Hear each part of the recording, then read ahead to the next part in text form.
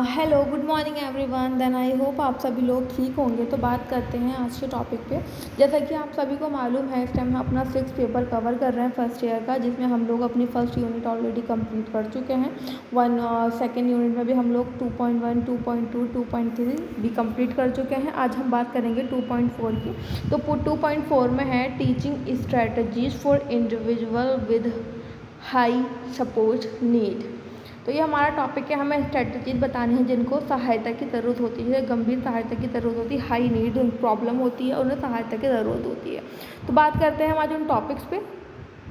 तो 2.4 है हमारा ये उच्च समर्थन, मतलब हाई सपोर्ट आवश्यकताओं वाले बच्चों के लिए, जिन बच्चों को हाई नीड सपोर्ट की ज़रूरत है, उन बच्चों के लिए हम कौन सी शिक्षण रणनीतियाँ, मतलब टीचिंग स्ट्रेटजीज का यूज़ करते हैं। जैसे कि यहाँ पर लिखा हुआ है, अपने पूरे इतिहास में आइडिया ने इस बात पर बल दिया है कि फैप प्राप्त करने के लिए विशेष रूप से शिक्षा और संबंधित सेवाओं की पेशकश की जानी चाहिए।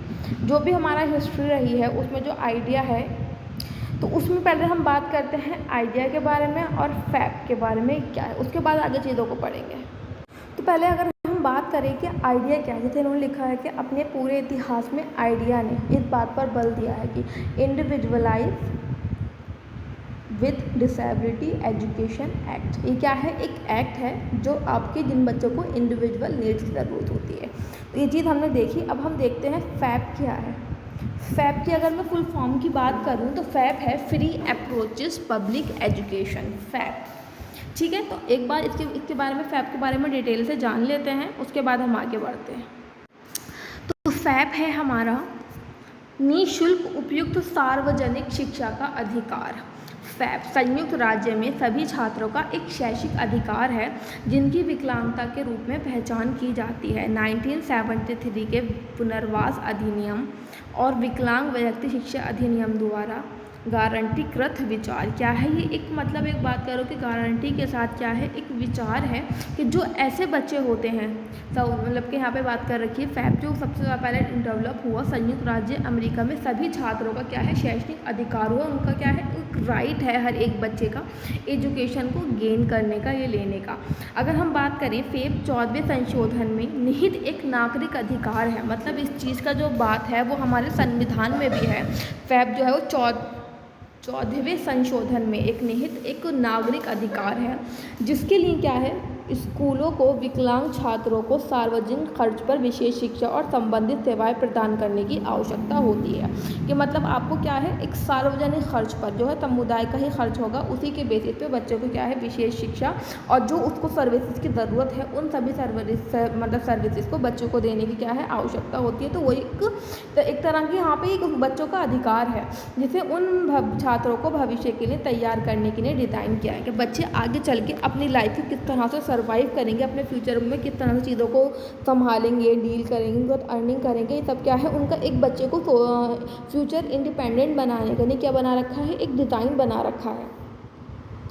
तो जो हमारा फैप है, फैप के अधिकार को विभिन्न विधियों के साथ साथ केस कानून के माध्यम से भी विकसित किया गया है और इसका कार्यान्वयन वर्षों में विकसित हुआ है। क्या कि मतलब इस पे एक लॉ की तरह से इसको यूज़ कर रखा है, एक लॉ लगा दिया है कि क्या है, बच्चों के लिए कंपलसरी है। और ये क्या है, विभिन्न वर्षों में क्या हुआ है, डेवलप हुआ है हमारे एरिया में। तो IP और या 504 प्रक्रिया के माध्यम से छात्रों को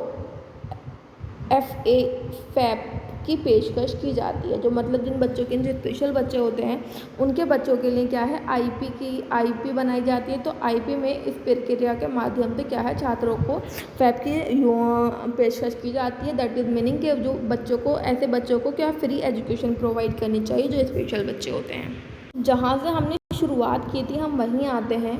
हमने आइडिया का मीनिंग भी समझ लिया, आइडिया इज द एक्ट, और फैप क्या है, बच्चों को कंपलसरी एजुकेशन दिलाने के लिए उनका अधिकार है कानूनी।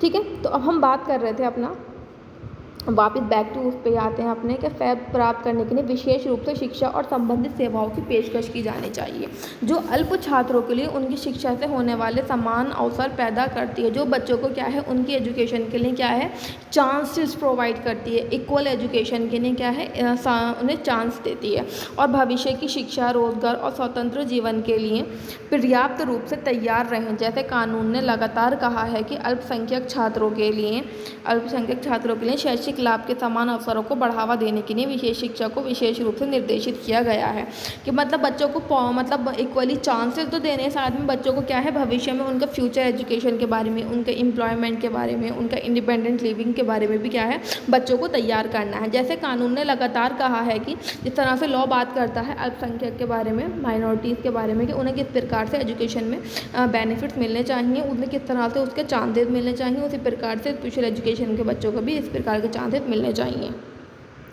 आइडिया में 1997 और 2004 के संशोधन ने स्पष्ट किया है कि प्रत्येक छात्र की शैक्षणिक कार्यक्रम, जैसे आइडिया में हर एक एक्ट में क्या होता है टाइम टू टाइम संशोधन चेंजेस आते रहते हैं, तो यहाँ पे भी 1997 में भी चेंजेस हुए और 2004 में भी चेंजेस हुए। तो इन मतलब इस प्रकार के संशोधन से ये चीज़ स्पष्ट हो गई है कि प्रत्येक छात्र की शैक्षणिक कार्यक्रम का इनका एजुकेशनल जो प्रोग्राम है शैक्षणिक प्रोग्राम से निर्देशित किया जाता है। आइडिया में संशोधन में किया गया है कि प्रत्येक छात्र की शैक्षणिक कार्यक्रम और परिणाम स्वरूप विशेष रूप से तैयार किए गए निर्देश दो ध्यान पर आधारित होने चाहिए। ए सामान्य शिक्षा पाठ्यक्रम उसी पाठ्यक्रम के रूप में परिभाषित किया जाना चाहिए जो अन्य सभी छात्रों को प्रदान किया जा रहा है।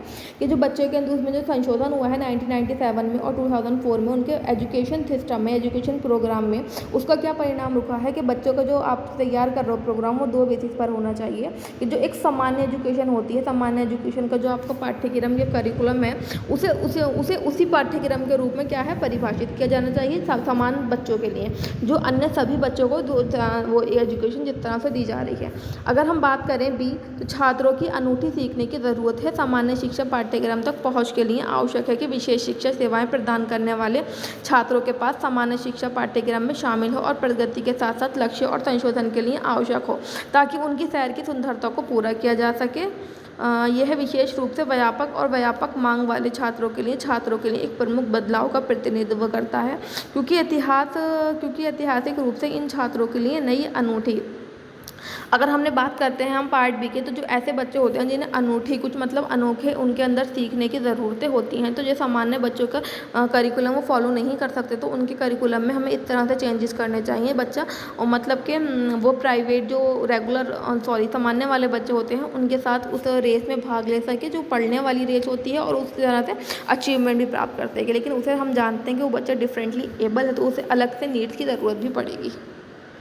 तो जैसे कि आपको ये हेडिंग दिखाई दे रही है स्कूल में, तो यहाँ बात कर रहे हैं जो ऐसे बच्चे हैं जिन्हें हाई नीड सपोर्ट की ज़रूरत है, तो उन बच्चों को कहाँ पे किस तरह से टीचिंग स्ट्रैटेजीज़ का हम यूज़ कर सकते हैं उनके लिए, है ना, कहाँ उन्हें सपोर्ट की ज़रूरत पड़ेगी।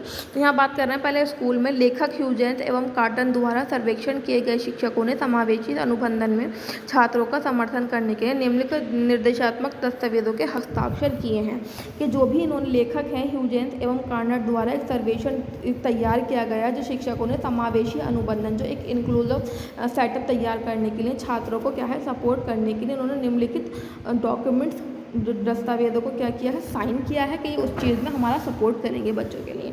तो फर्स्ट हमारा अगर मैं बात करूँ हेडिंग के रूप में क्या है, सक्रिय सीखने को बढ़ावा, मतलब बच्चों को एक्टिवली पार्टिसिपेट करने देंगे। हाथों से जाने वाली अक्सर सभी छात्रों को सीखने में लगे रहने का सबसे अच्छा तरीका है।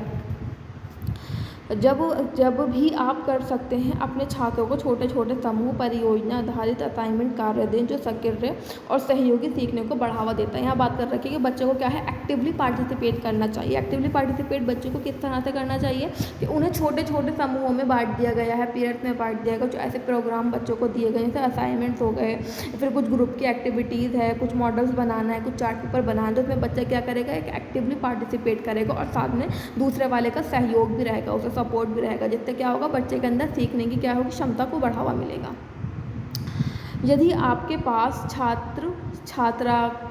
छायांकन में काम करते हैं तो उन्हें एक साथ अच्छी तरह से काम करने के बारे में कुछ प्रारंभिक मार्गदर्शन की आवश्यकता हो सकती है। यदि आपके पास क्या है, छात्र आपकी छायांकन के रूप में कार्य करते हैं, मतलब आपको सपोर्टिव सिस्टम के रूप में कार्य करते हैं, तो आप उन्हें क्या है, एक अच्छी तरह से काम करने के रूप में कुछ प्रारंभिक जो हमारे स्टार्टिंग के मार्गदर्शन के पॉइंट होते हैं, किस तरह से हमें चीज़ें करनी है, तो वो बच्चे को देने चाहिए, बच्चों को उस तरह से अपने एक्सपीरियंस भी शेयर करना।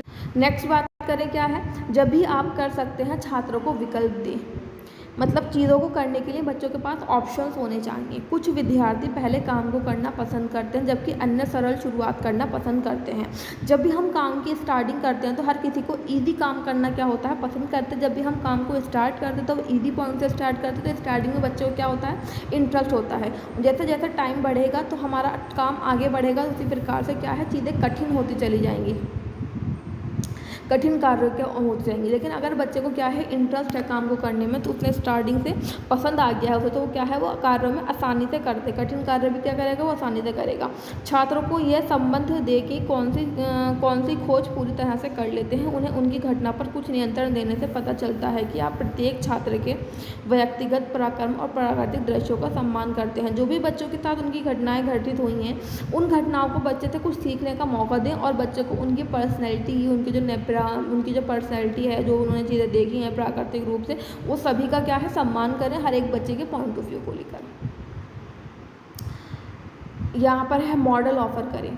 सीखने का एक शक्तिशाली शिक्षण उपकरण है, क्या है, जो आप बच्चों को चीज़ें दिखाओगे मॉडल के रूप में।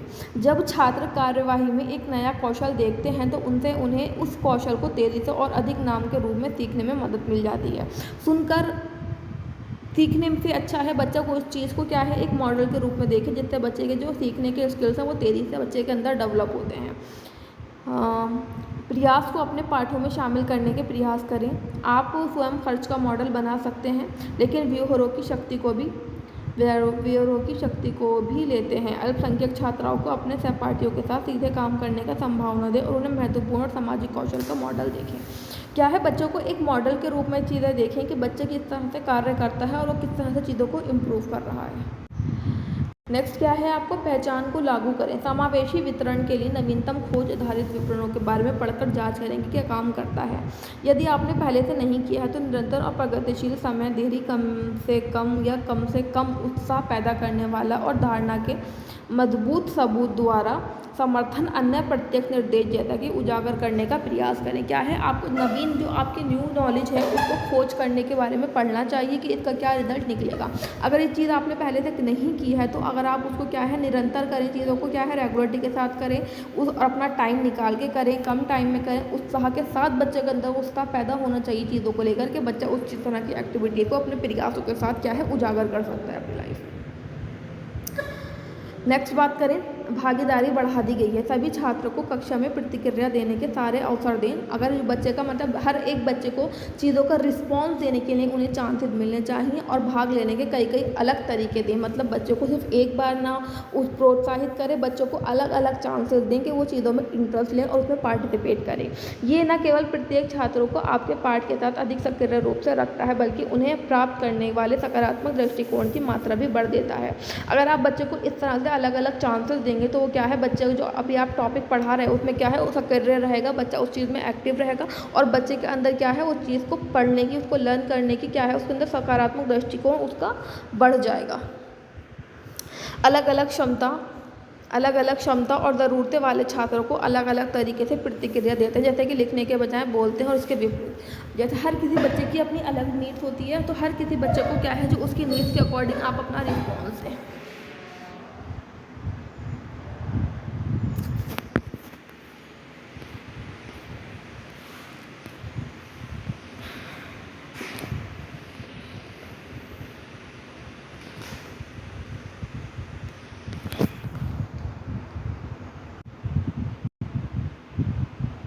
तो ग्रेडिंग सिस्टम में क्या होता है कि जिन छात्रों को व्यापक स्तर पर आवश्यकता होती है चीज़ों को सीखने की, तो उनके लिए क्या है, ग्रेडिंग सिस्टम अच्छा नहीं होता, क्योंकि उन बच्चों को उस एज में या उस लेवल पर उस चीज़ के बारे में नॉलेज नहीं होती है। तो इसमें अलग अलग बच्चों के सामने दृष्टिकोण रखना चाहिए अपने विचार के। जो कम बच्चे इस तरह के होते हैं उन्हें क्या है, प्रगति के किस तरह से उनका अचीवमेंट है, उन्हें किस तरह से चीज़ों को मीनिंगफुल्ली क्या है, अंडरस्टैंड करना है। नेक्स्ट क्या लिखा है, छात्रों को स्वयं प्रबंध सिखाएं। छात्रों को अपने स्वयं के प्रदर्शन के लिए आवश्यक कौशल से लैस करना उन्हें ट्रैक पर रखने और सीखने का एक उपयोगी तरीका है। कि मतलब स्वयं मैनेजमेंट में चीज़ों को करे, तो अपने जो भी उसके आवश्यक कौशल हैं, जो उसके स्किल्स हैं, नेसेसरी स्किल्स हैं, उन्हें ट्रैक करना कि बच्चा को किस तरह से उसमें लगा रहता है सीखने के लिए। एक उनका क्या है, वो एक उनका एक उपयोगी तरीका है छात्रों को अपने स्वयं के व्यवहार और सीखने के समय आपको संचार के कई अलग अलग रूपों का प्रयोग करने की ज़रूरत होगी। मतलब बच्चे को आपको जो स्वयं का उसका व्यवहार है, क्या उसमें प्रॉब्लम है, तो उस चीज़ को लर्न करने के लिए उसका टाइम चाहिए होता है और उसे विभिन्न प्रकार के संचार कम्युनिकेट करने के लिए क्या है, अलग अलग रूपों का प्रयोग करना होगा। आवश्यकता हो सकती है, उदाहरण के लिए एक छात्र जो पढ़ा या पढ़ा नहीं है स्वयं प्रबंधन कौशल सीखने के लिए चित्र का उपयोग कर सकता है। कुछ बच्चे क्या होगा, एक यहाँ पे एग्जाम्पल के थ्रू इन्होंने हमें यहाँ बताया है कि क्या बच्चा क्या है, एग्जाम्पल उदाहरण दिया है कि एक छात्र जो पढ़ा हुआ है या फिर वो नहीं पढ़ा हुआ है, अगर वो सेल्फ मैनेजमेंट स्वयं प्रबंधन कौशल सीखने के लिए क्या है, चित्र का प्रयोग कर सकता है। कुछ वर्डिंग का प्रयोग करेंगे जो लोग पढ़े हुए हैं, और जो लोग नहीं पढ़े हुए हैं वो क्या है, चित्र का प्रयोग कर सकते हैं। अन्य छात्रों के लिए उनके बटुए या पिगी बैग में रखी एक लिखित बैग में रखी एक लिखित सूची बेहतर काम कर सकती है। आप एक इनामी प्रणाली का उपयोग करने पर भी विचार कर सकते हो, जो छात्रों को दी गई स्वतंत्रता की और कदमों के लिए अंकल देगा। ढीली और आकर्षक छवि अपने छात्रों की भव्यता और संचार के पसंदीदा रूप में सेल्फ कवर अपनाएगी। जिन बच्चों के लिए क्या है, अगर जो बच्चे क्या है जिनको पढ़ सकते हैं जो चीज़, वो क्या है, उनके लिए आप इस तरह की कोई सूची वगैरह तैयार करके हमेशा उनके पास रख सकते हो, जिससे वो बच्चे को बार बार अपने विचार पर जो उसने वर्णन किया है या फिर उन्हें सेल्फ मैनेजमेंट करना है, तो उस तरह की चीज़ों को उसके विचार में आएँ और वो उस तरह से क्या करे, अपने जो संचार के उसका पसंदीदा तरीका है उस रूप में स्वयं का जो प्रबंध करना है उस चीज़ को अपना ले। नेक्स्ट यहाँ पे क्या लिखा है, उल्लेखनीय द्वारा व्यय को प्रतिविष्ट करें। आपके छात्र के परिवार से कौन सा योगदान करना चाहता है, ये पता लगाने के लिए माता पिता और परिवार के अन्य सदस्यों से बात करें कि वह किन खर्चों को महत्व देते हैं और चाहते हैं कि आप कक्षा के अभ्यास के माध्यम से उन्हें बढ़ावा दें।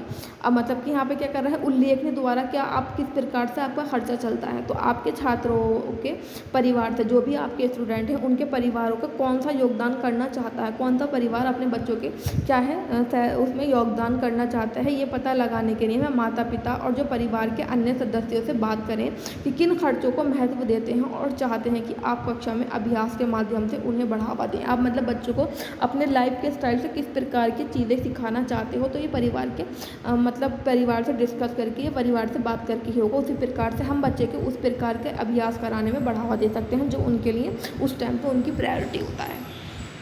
तो जैसे कि ये जो आपका टॉपिक है ये बहुत बड़ा हो रहा है, हमने देखा था क्या करना, हमें टीचिंग स्ट्रेटजी बतानी है हाई सपोर्ट वालों की, तो हमने स्कूल में जो कुछ हम यूज़ कर सकते चीज़ें हमने वो देखी। अब हम देखेंगे घर वाली। अगर मैं घर वाली बताऊंगी तो वो भी इतनी लंबी जाने वाली है, तो हम इसको यही टॉपिक को मैं यहीं पे स्टॉप करती हूँ। घर वाले जो हमें स्ट्रेटजी देखनी कहाँ से हमें कहाँ पर फॉलो कर सकते हैं, तो वो हम कल बात करेंगे, नेक्स्ट वीडियो में बात करेंगे। देन आई होप आपको चीज़ें समझ में आई होंगी, मैंने चीज़ें एक्सप्लेन करने की पूरी कोशिश की है। Then thank you for watching my video.